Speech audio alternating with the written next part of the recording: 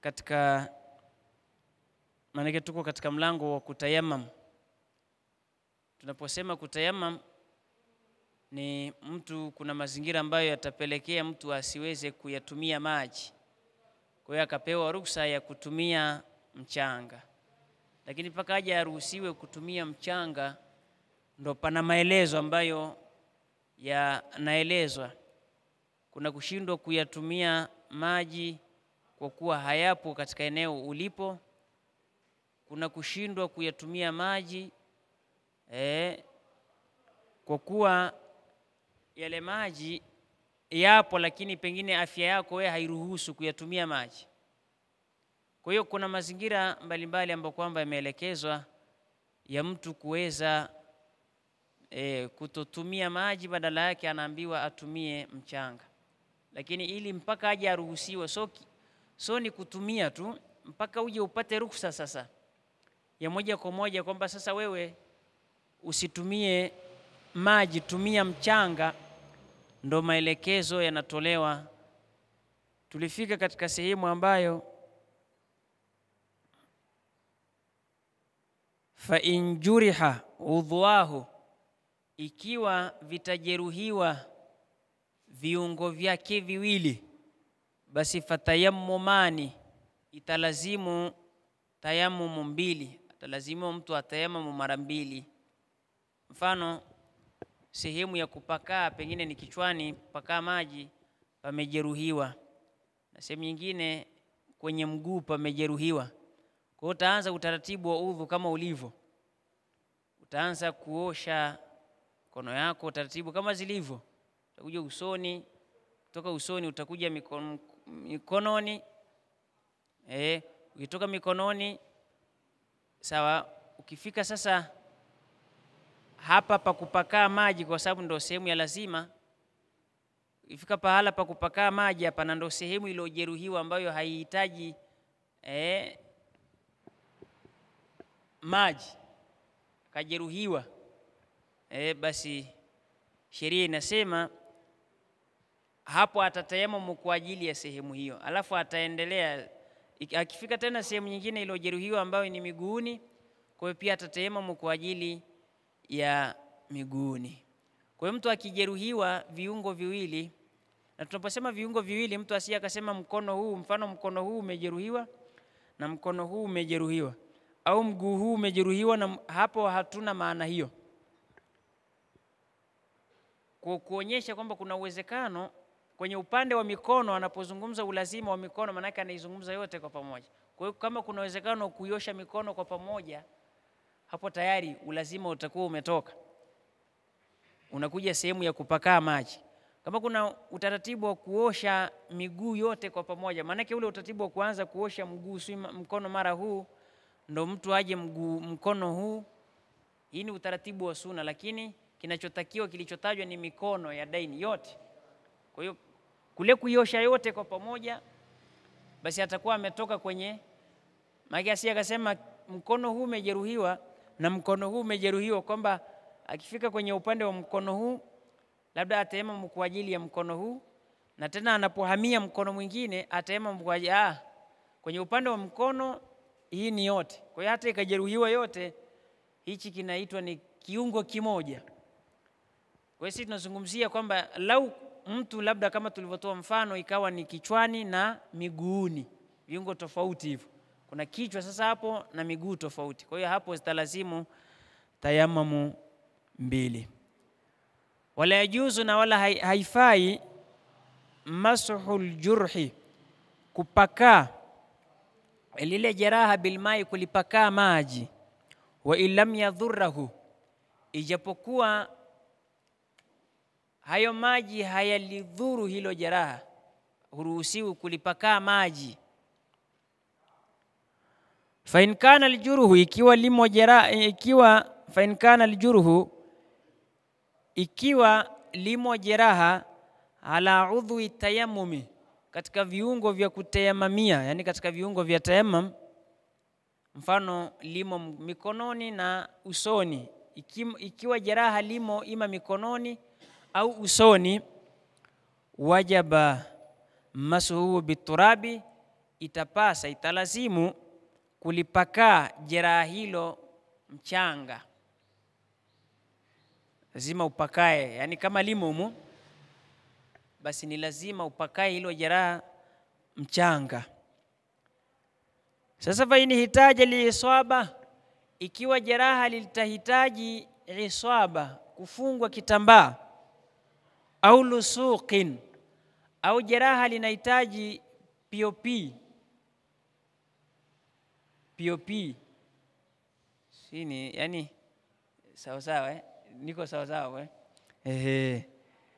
au jabira au bandage. POP kuna yale madude magumu mtu anawekewa yanaitwa POP, sio? Au jabira au bandage, basi wajaba wadhaha, ni wajibu kuweka hicho kitambaa au hilo POP au bandage, hiyo ni lazima aweke ala tuhurin, hali ya kuwa anayo tahara. Manake pale pahala upasafishe wakisha hapana damdamu, lakini pia na wewe uwe huna hadathi kubwa wala ndogo, ndo uweke hicho kitambaa mle kwenye lile jeraha. Kama jeraha linahitaji pawekwe nini, kitambaa, au iwekwe POP au liwekwe bandage, basi utaratibu wa kuweka hicho kitambaa au hiyo POP au hiyo bandage, kuweka mle kwenye jeraha, uhakikishe pana tohara. Maana pale upasafishe wewe zile damdamu zitoke, alafu na wewe mwenyewe uwe huna hadathi kubwa wala ndogo, ndo uweke pale. Wala yasturu, na wala asistiri ila ma la budda minhu, asija kastiri wakati unaweka hicho kitambaa. Mfano jeraha limo sehemu fulani mwa kiungo, sawa, asija akaweka hicho kitambaa kwenye hilo jeraha ila ma la budda minhu, ila ile sehemu ambayo kwamba hapana budi. Manake kama ndo yani ukiweka labda hapa ndo patashikana, basi hapo usije labda jeraha liko hapa, wewe unaweka kama ni kitambaa unaweka kubwa, yani au unaweka paka mbali tu, hata sehemu ambayo kwamba si lazima kuweka huko, uweke ile sehemu, yani uweke kitambaa au hilo POP, uweke ile sehemu ambayo la budda minhu, ni lazima. Manake nikiweka paka hapa ndo patashikana, basi paka hapo usizidishe tena. Sio kaweka jeraha liko hapa afu unaweka pote. Sasa hii unafunga mkono wote, yani mkono wote unafungwa kwa sababu ya kijeraha kiko hapa. Sasa kama ndo ili pashikane masala mengine kwa hiyo hapa anachokizungumza ni mtu aweke kile kitambaa kwenye sehemu ambapo kwamba ndo palazima tu, kwamba paka hapa basi, asizidishe sana akaongeza mpaka na sehemu ambapo kwamba hata si lazima kuweka. Sasa fa in khafa, ikiwa ataogopa min naziha, kuvua hiyo bandage au hiyo POP kitambaa hicho, dharara, kaogopa madhara, wajaba almasu alaiha, kutapasa kupaka alaiha kwenye hilo bandage au hiyo POP juu, kuliha pote, bilmai, kwa maji. Ukiona tawadha manake utapaka lolote kile kitambaa chote utakipaka maji kile. Utakipaka maji ma ghasili sahihi, pamoja na kuosha zile sehemu zote nzima, watayammum, na kutayammum kama atakadama, kama maelezo yalivyotangulia. Kwa hiyo si mkono huu umejeruhiwa, mfano umejeruhiwa hapa. Sasa eneo hili unaambiwa pana jeraha hapa, si ndivyo? Ikalazimu uweke labda ufunge, paweko bandage, pakafungwa hapa na bandage. Sasa palipofungwa na bandage hapa, taratibu zinasema ukifika kwenye hichi kiungo kuna kuziosha kwanza hizi sehemu nzima. Huwezi tu kutayamamu moja kwa moja mpaka sehemu zote. Hapa ndo hapati maji, kwa hizi sehemu zingine zinazopata maji utalazimiwa kuziosha zote. Ila hapa ambapo hapapati maji, kama pana kitambaa, utapaswa kufuta maji juu ya nini, ya kile kitambaa. Kama kukiondoa panaleta madhara, sheria inasema yale utapaka maji kwenye kile kitambaa, alafu ndo utatayamamu kwa ajili ya ile sehemu iliyoko ndani ambayo ni ya kijeraha. Kwa hiyo utatanguliza mwenyewe, ima uanze kutayamam kwa ajili ya hii sehemu iliyoko hapa, au uanze kuosha hizi sehemu zingine zilizo nzima, alafu ndo baadaye uje ni wewe mwenyewe. Lakini utaratibu wa udhu uanze vile vile, uanze usoni, sawa, baadaye uje mikononi, kwa sababu ndo sehemu za lazima ni usoni, unakuja mikononi, unakuja kupaka maji hapa, unaosha miguu, sawa. Kwa hiyo utaanza kama ni usoni, sawa sawa. Mfano labda jeraha lipo hapa mkononi, ukifika hapa mkononi, kwa hiyo utaratibu wa kwanza unatakiwa anze usoni, kutawadha, kuosha. Ukitoka hapo ukija mkononi, ndo utakuwa na khiari, ima uoshe kwanza zile sehemu nzima, kwa sababu jeraha siliko hapa, hizi sehemu zingine si nzima, unatakiwa uzioshe. Huwezi kutayama mtu alafu na hata hizi sehemu zingine zote ambazo unatakiwa uzioshe ndo itoshe hivyo. Kwa hiyo fika hapa utachagua mwenyewe, kwanza uoshe zile sehemu nzima we, alafu ndo uje utayamamu kwa ajili ya sehemu, au utayamamu kwanza kwa ajili ya hii sehemu yenye kijeraha, alafu ndo uoshe zile sehemu nzima, alafu ndo uhamie sehemu nyingine. Ni wewe sasa utapewa khiari ya kuchagua. Ndo maana anasema ma ghasli sahihi, pamoja na kuosha zile sehemu nzima, wa tayammum, na kutayammam kama takadama, kama maelezo yalivyotangulia.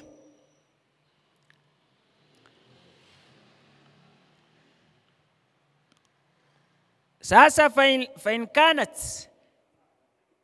fi ghairi udhu tayammum, likiwa limo jeraha si katika viungo vya kutayamam, basi lam yajib maswabi turabi, si lazima kulifuta lile jeraha na mchanga. Mfano liko kama ni mguuni au labda kichwani huko, kwa hiyo kama litakuwa huko si lazima kulipaka mchanga, kulifuta kwa mchanga.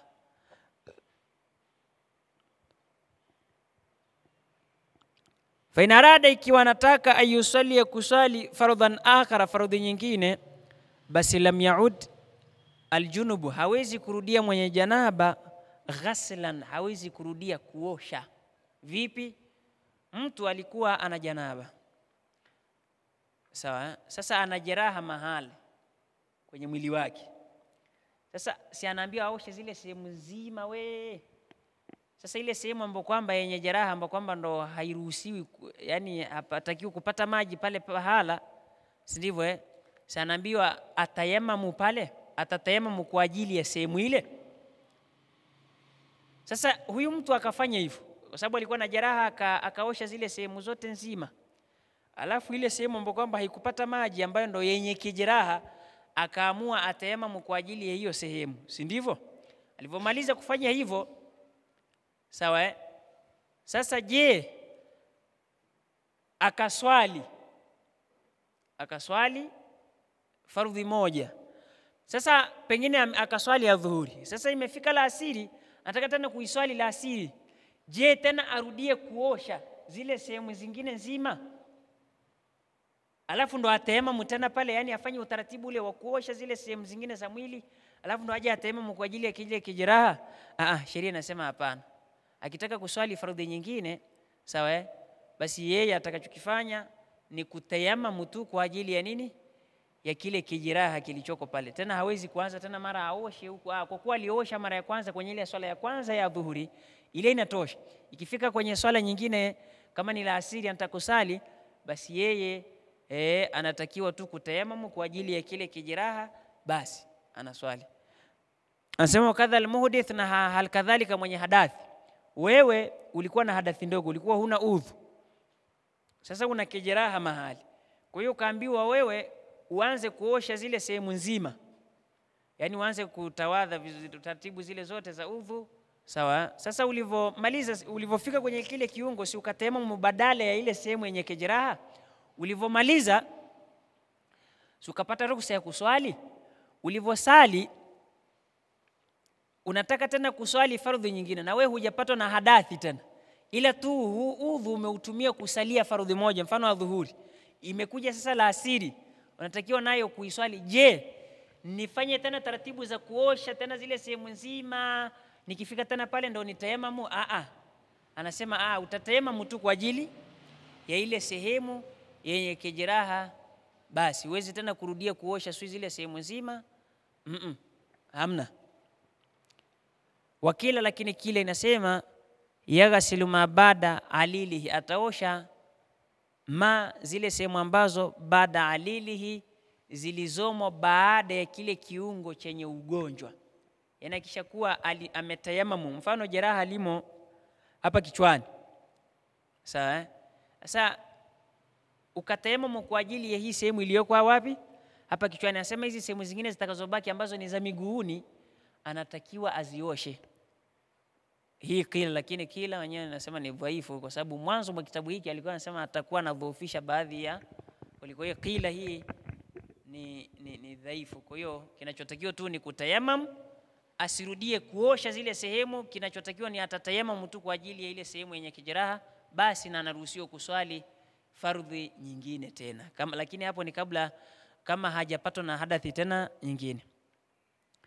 Sasa wa in udhuya bila tuhuri, ikiwa kitambaa kimewekwa pasina ya tahara, na wakati taratibu za mwanzo zilisema ikiwa anatakiwa kuweka kitambaa, kama jeraha linahitaji kitambaa, yani kama ni bandage, kuwekwa kitambaa, kuwekwa POP, linahitaji hivyo. Kwa hiyo taratibu za kuweka akasema ni pawe na tahara pale pahala, na yeye mwenyewe pia awe na tahara, awe hana hadathi kubwa na wala hana hadathi ndogo, ndo aweke pale.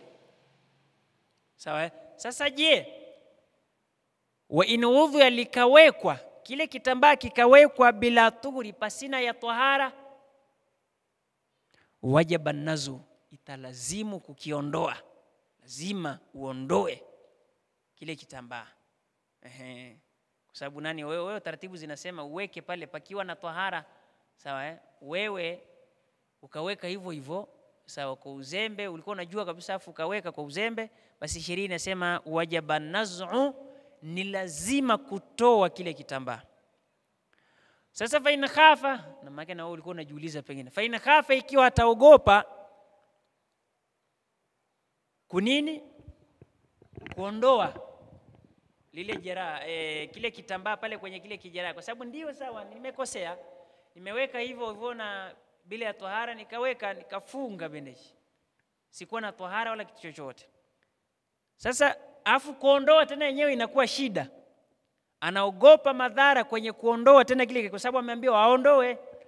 Kwenye upande wa kuondoa anaogopa, pana shida, itakuwaje? Anasema fala ma taqaddam, atafanya yale yalotangulia, yepi wa huwa na yeye athimun, atapata madhambi. Kama alikuwa anajua kabisa taratibu za kuweka kitambaa kwenye kijiraha ni awe tahara, alafu yeye akazembea akaweka bila ya nini, bila ya basi sheria inasema atafanya yale yote yaliyotangulia ambayo ni kuosha zile sehemu zote nzima, lakini wayuidu salata, ataswali huyu mtu na baadaye atakuja kurudia kuswali. Kwa hiyo ataosha zile sehemu zote nzima, akifika pale kwenye kile kijeraha atatayama mubadala kwa ajili ya kile kijeraha, alafu ataswali ile swala. Akiswali atakuja kurudia siku akiondoa lile bandage lile, atakuja kurudia. Sawa? Wala yuidu, na wala hawezi akarudia kusali, hawezi akarudia swala in udhuya, ikiwa liliwekwa lile bandage, ile POP ala tuhuri, hali ya kuwa alikuwa ana tahara. Kama alikuwa na tahara na akaosha zile sehemu zote nzima, alafu akafika pale baada ya kuosha zile sehemu zote nzima akatema kwa ajili ile sehemu, basi kama alikuwa ameweka kwenye akiwa ana tahara hawezi kurudia swala. Ila kama aliweka hakuwa na tahara, si lazima atakuja airudie hiyo swala atakayo iswali. Walam yakun fi a'dha'i tayammum, na wala pia hilo jeraha halimo kwenye viungo vya nini, vya tayammum. Sawa? Wala yule ambaye kwamba tayammama, alotayammamu limaradhi, kwa ajili ya maradhi, au jurhin, au jeraha bila satirin, bila yastara, ila yule ambaye bijurhihi, kwenye kijiraha chake damun, kuna damu kathiru nyingi, inayotoka mle, yakhafu anaogopa, min ghasilihi kuiosha, fayuidu huyo atakuja kurudia. Kwa yule ambaye kwamba yule ambaye kwamba yeye wala yuidu in udhi ala aliweka kile kitambaa hali ya kuwa anatohara, basi taratibu zile akizikamilisha za utaratibu wa udhu na kutayamam, hawezi kuja kurudia swala atakayoiswali.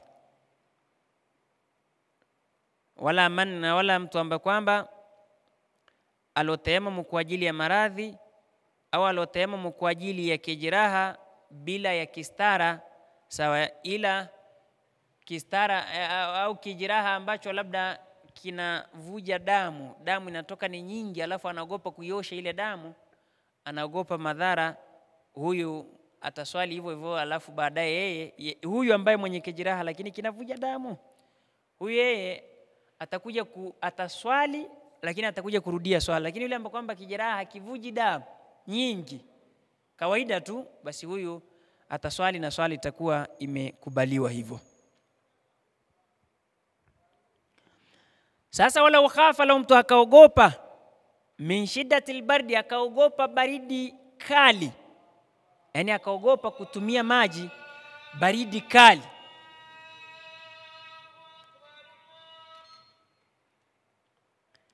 Wala ukhafa, la mtu akaogopa, min shiddatil bardi, mtu akaogopa kutumia maji akawa anaogopa baridi kali, kama kule kwetu na baridi kali sana.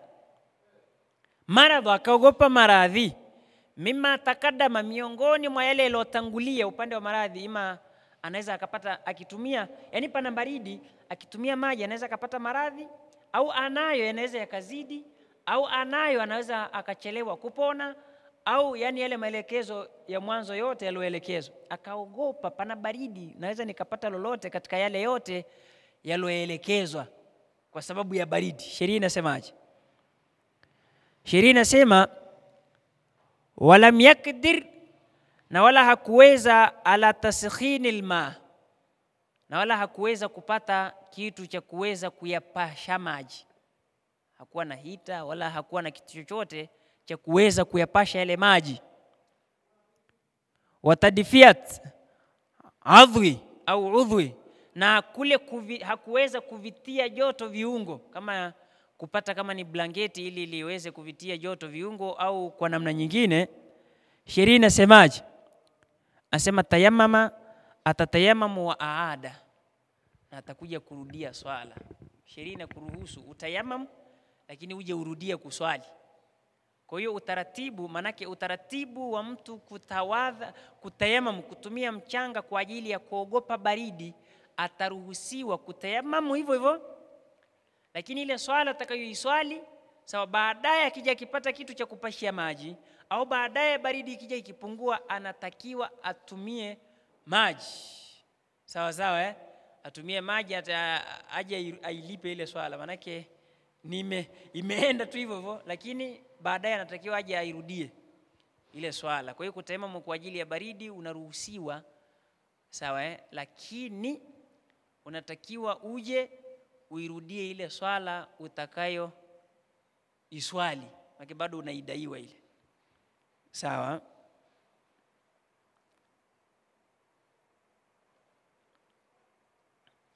Sasa man fakada maa, yeyote atakayekosa maji, wa turaba, na mchanga, vyote viwili, maji hakuna wala mchanga hakuna. Unaweza ukao kwenye mazingira hayo anaitwa fakidu tuhuraini, mtu alokosa sawa sawa, amekosa mchanga na amekosa na nini, na maji. Basi wajaba ayusalli alfardha wahdahu, atapaswa kuiswali faradhi peke yake, wa yuidu, na atarudia, atakuja kuirudia hiyo fardhu atakayiswali, idha wajada almaa, atakapokuwa amepata maji, au turaba, au atakapokuwa amepata mchanga. Lakini mchanga ni haithu yuskitu tayammum al-i'ada, ni pale ambapo kwamba inapomosha tayammum al-i'ada, takule kurudia swala. Fala yuidu, hawezi kurudia kusali idha wajada turaba, atakapopata mchanga, fil hadhari, mjini. Ndio mwisho hapa, ngoja niparudie maelekezo yake au mafuhumu. Sawa? Mtu amekosa vyote viwili, amekosa maji, amekosa pia na nini? Na mchanga. Je, ndio usiswali? Unatakiwa uswali, wenyewe wanasema ile hurmata lilwakti. Unatakiwa uswali kwa ajili ya kuheshimu wakati, kwa sababu ule muda wa swala hutakiwi kuacha ukapita bila kusali. Unatakiwa uswali hivyo hivyo. Sawa sawa, unaweza ukawa huko mahabusu, yani unaweza ukawa mazingira yote hakuna maji wala hakuna cha nini, cha mchanga. Sawa, kwa hiyo unatakiwa wewe utasali hivyo hivyo, alafu ukija ukipata maji basi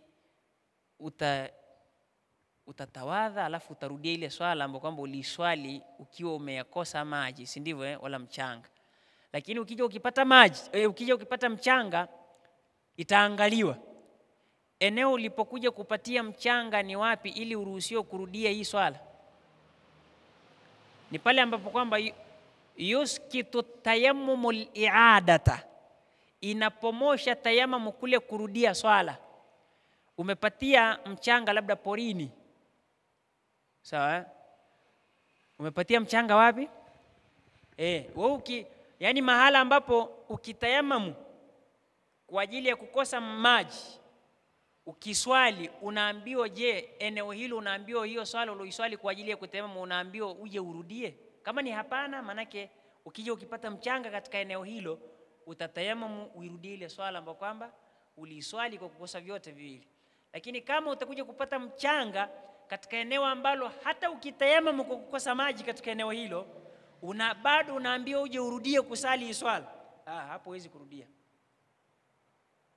Yaani huwezi tena hapo utayamamu kwa ajili ya kuirudia ile swala ambayo umekosa mchanga na maji. Sawa? So unaambiwa uswali alafu baadaye utakuja kuirudia. Sasa huwezi kuja kuirudia ile swala ukipata mchanga katika sehemu ambayo ukitayamamu katika eneo hilo. Yaani umepata mchanga katika sehemu ambayo kwamba hata ukitayamamu katika eneo hilo kwa kukosa maji bado unaambiwa uje urudie swala. Mfano, ukikosa maji mjini, hadhar mjini, unaambiwa utayamamu, lakini hiyo swala unaambiwa utayamamu na uswali. Lakini hiyo swala baadaye ukija ukipata maji lazima ufanyaje? Urudie kuisali. Lakini ukikosa mchanga labda porini huko, sababu ndo aghalab kukosekana maji, si ndivyo? Umekosa maji wapi? Maeneo ya porini huko. Sawa, unaambiwa utayamamu, lakini ukitayamamu ukiswali huambiwi uje ufanyaje? Uje urudie kusali tena hii swala, si ndio imepita hivyo Kwa hiyo ukipata mchanga katika sehemu ambapo kwamba tayamamu inapomosha kule kurudia, manake haambiwi arudii tena kusali, basi akipata mchanga atatayamamu alafu atarudia ile swala ambapo kwamba aliswali kwa kukosa mchanga na maji. Lakini akija akipata mchanga katika sehemu ambapo kwamba hata akitayamamu baadaye anaambiwa bado aje airudie hiyo swala, akipata mchanga katika eneo hilo basi hawezi kurudia hiyo, kwa sababu ndo yale akitayamamu bado anaambiwa aje arudie swala. Kwa hiyo bado huyo anadaiwa hiyo swala. Ndo masala yanasema hivi, mtu akikosa akakosa mchanga, man fakada maa, yote atakayekosa maji wa turaba na mchanga, wajaba itapasa ayusali alfardha wahdahu, atapaswa kuswali faradhi peke yake, wa yuidu, na atarudia, idha wajada almaa, atakapopata maji, au turaba, au mchanga. Lakini upande wa mchanga ni haithu, pale ambapo yuskitu tayammumul i'adata, pale ambapo tayammumu inaipomosha tayammumu inapomosha kule kurudia swala, kama tukasema labda porini huko, kwa sababu ni mahala ambapo ukikosa maji unaambiwa utumie mchanga. Ukitumia mchanga katika eneo hilo la porini, ukisali hiyo swala utakaiswali huambiwi uje ufanyaje? Urudie. Sawa? Kwa hiyo ukipata mchanga katika eneo hilo, basi tumia mchanga urudie ile swala, maana yake uilipe kadha ile swala ulokosa maji na mchanga. Asema wala yuidu, na wala hawezi akarudia, idha wajada turaba, atakapopata mchanga, fil hadari, mjini, katika eneo la mjini. Hapa ukikosa maji unaambiwa utayamamu.